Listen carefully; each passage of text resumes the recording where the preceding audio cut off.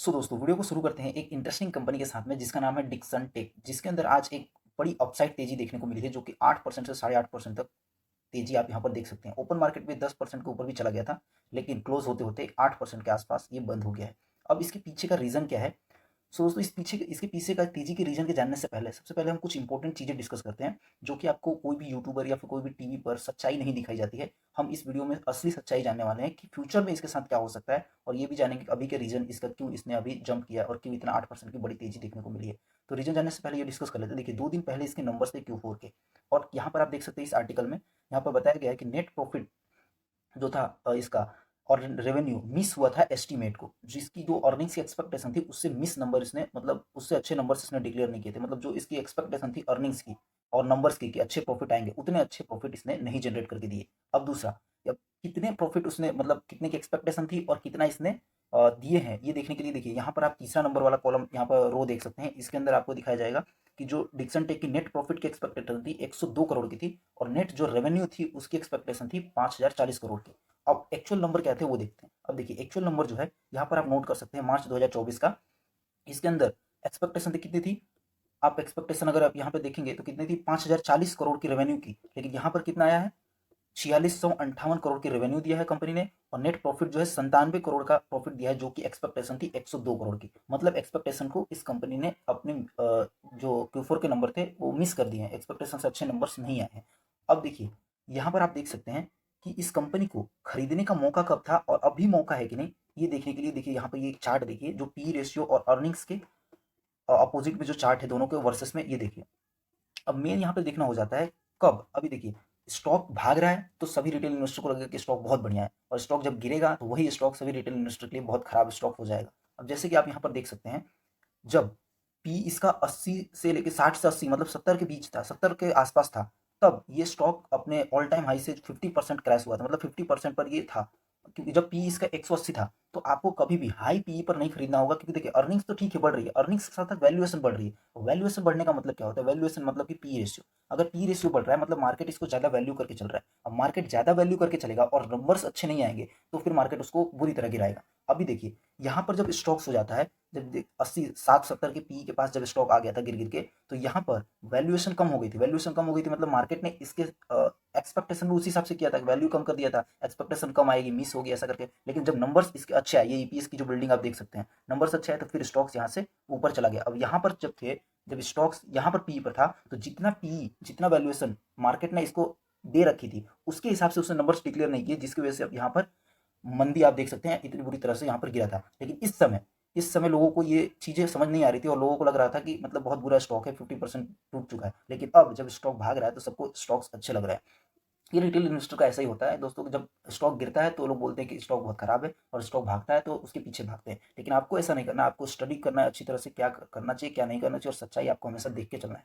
अब देखिए यहाँ पर पी रेशियो जो है बढ़ रहा है, ईपीएस ये अर्निंग्स की जो बिल्डिंग ये भी बढ़ रही है, और ये जो आप चार्ट देख सकते हैं ये भी बढ़ रहा है पी रेशियो। मतलब पी रेशियो अभी 145 के आसपास हो चुका है, बराबर है, और अर्निंग्स भी बढ़ रहा है। मतलब पी भी बढ़ रहा है, अर्निंग्स भी बढ़ रहा है। अर्निंग्स तो ठीक ठाक है बढ़ रही है, लेकिन इसका वैल्यू जो है अब मार्केट अच्छी खासी लेके चल रहा है, 145 के आसपास लेके चल रहा है। अब मैंने आपको बताया कि यहाँ पर वैल्यूएशन जब ज़्यादा था, अर्निंग्स अच्छी नहीं आई, तो स्टॉक गिर गया, स्टॉक बुरी तरह गिर गया। यहीं पे अब अर्निंग्स अच्छी ठीक ठाक है अभी आ रही है, लेकिन वैल्यूएशन भी अच्छी खासी अगर इसने करके रखी है, और ये अगर अर्निंग्स को अच्छी तरह से डिक्लेयर नहीं करता है आगे चल के जितनी मार्केट ने एक्सपेक्टेशन की है, तो फिर इसके अंदर भी गिरावट देखने को मिल सकता है, सेम टू सेम इसके जैसा, जैसे कि यहाँ पर गिरने के लिए देखा गया था। अब देखिए, अब स्टॉक्स आज क्यों बढ़ा उसका रीजन जानने के लिए देखिए, डिक्सन टेक शेयर 10% ऊपर चला गया आफ्टर मोर्गन स्टैनली जो एक ब्रोकर है उसने अपग्रेड कर दिया इसको। अब अपग्रेड कैसे किया, अपग्रेड क्यों किया, इसके ऊपर ये पॉजिटिव इतना क्यों हो गए हैं? क्योंकि देखिए ये न्यूज़ है, यहाँ पर आप देख सकते हैं नीचे नीचे आप देखेंगे तो ये जो मॉर्गन स्टैनली क्यों मतलब अपग्रेड किए इसको, क्योंकि इसके पीछे का न्यूज़ है कि कंपनी ने 3 करोड़ डिस्प्ले मॉड्यूल को इन्वेस्टमेंट 3 करोड़ इन्वेस्टमेंट करने वाली है। डिस्प्ले मॉड्यूल ऑफ मोबाइल की जो डिस्प्ले मेन्यू होती है, मॉडल होता है, उसको मतलब बनाने के लिए 3 करोड़ रुपया इन्वेस्टमेंट करी है। तो इसके वजह से ये न्यूज़ बेसिस तेजी है, 10% जो तेजी होगी ये न्यूज़ बेसिस तेजी है। अब चलो ठीक है, 3 करोड़ का तो इसके अंदर इन्वेस्टमेंट हो गया, $30 मिलियन का, या पैसे की बात नहीं हो रही है, $3 करोड़ की बात हो रही है, बराबर है। तो इतना तो इन्वेस्टमेंट कर दिया गया। अब इतना इन्वेस्टमेंट करेंगे, लेकिन इसका बेनिफिट कब आएगा? जब कंपनीज के नंबर्स आएंगे, उसके अंदर कैसे दिख रहे हैं। अब जो इतना अच्छा खासा हाइप बनी हुई है, कितना करोड़ इन्वेस्टमेंट किया गया, इतना करोड़, तो ठीक है नंबर्स अच्छे आ सकते हैं, लेकिन उस हिसाब से मार्केट की एक्सपेक्टेशन भी होती है। अब इस हिसाब से 10% स्टॉक ऊपर चला गया, लेकिन अगर यही नंबर्स अच्छे नहीं है तो स्टॉक उसी तरह से 10% नीचे भी जाने को देखने को मिल सकता है। इसलिए आपको हमेशा सावधान रहना पड़ेगा। अब देखिए कंपनी की ग्रोथ आप देखेंगे तो ठीक ठाक ग्रोथ तो सही है, बिल्कुल सही है। आप यहाँ पे देखिए 10 साल में सीएजीआर आप देखेंगे प्रॉफिट की ग्रोथ की 39, 42, 5 साल में, और 3 साल में 32% की सीएजीआर जो कि कंपनी ने ग्रोथ दिखाई है। और सेल्स की ग्रोथ देखेंगे तो ये भी अच्छी खासी ग्रोथ देखने को मिल रही है। और उससे ज़्यादा तो स्टॉक की प्राइस बढ़ चुका है। आप देखिए स्टॉक की प्राइस की जो सीएजीआर है 5 साल में, स्टॉक की प्रॉफिट उसने 42% कमा के दिए, और कंपनी के स्टॉक जो है 82% के साथ में बढ़ चुका है।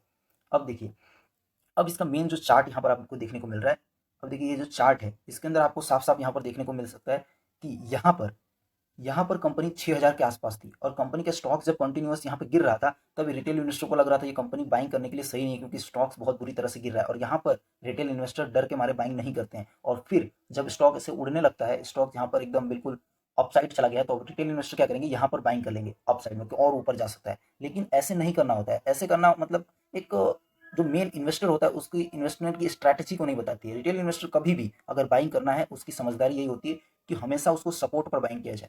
सपोर्ट पर बाइंग करेंगे तो उससे अच्छा बेनिफिट होता है। अब देखिए जो लोगों ने यहाँ पर इन्वेस्टमेंट किया होगा, सबसे पहले मैं आपको एग्जाम्पल के तौर पर समझाता हूँ।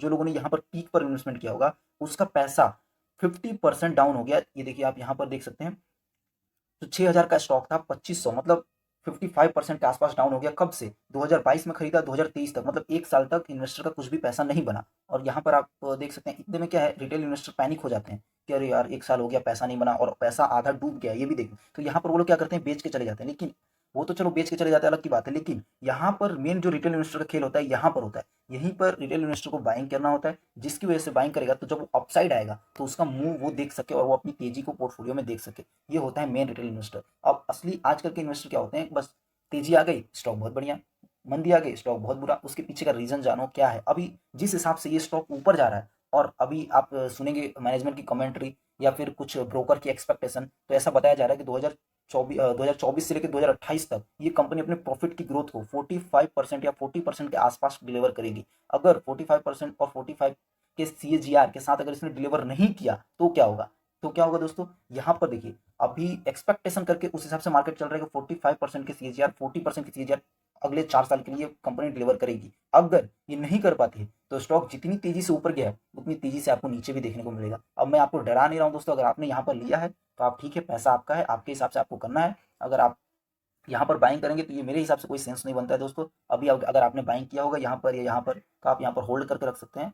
पैसा आपका है, आपका डिसीजन लेना है कि आपको बाइंग करना है या सेलिंग करना है, ये आपका डिसीजन है। मैं यहाँ पर क्या कर रहा हूँ, तो मैं यहाँ पर अभी कुछ नहीं कर रहा हूँ दोस्तों। मेरे पास जो क्वांटिटी है, जो मैंने यहाँ पर उठाए थे, उसको अभी होल्ड कर रहा हूँ, और फिर मौका मिलेगा तो मैं आपको एक बार जरूर बताऊंगा। अगर इसके अंदर 20 से 25% का डिस्काउंट अगर देखने को मिलेगा, अगर स्टॉक नीचे आता है, तो फिर यहाँ पर मैं सोचूंगा कि और एडिंग किया जाए। अभी मैं शांति से बैठ के होल्ड कर रहा हूँ। आप क्या कर रहे हो, चाहो तो कमेंट में बता सकते हो। बाकी आप मेरे इस डिसीजन से एग्री भी कर सकते हैं, डिसएग्री भी कर सकते हैं, क्योंकि पैसा आपका है दोस्तों। अगर प्रॉफिट बढ़ेगा तो प्रॉफिट आपका होगा, और नुकसान भी होगा तो एज वेल एज नुकसान भी आपका ही होगा। सो उसमें मिलते हैं नेक्स्ट वीडियो में, तब तक के लिए जय हिंद, जय भारत।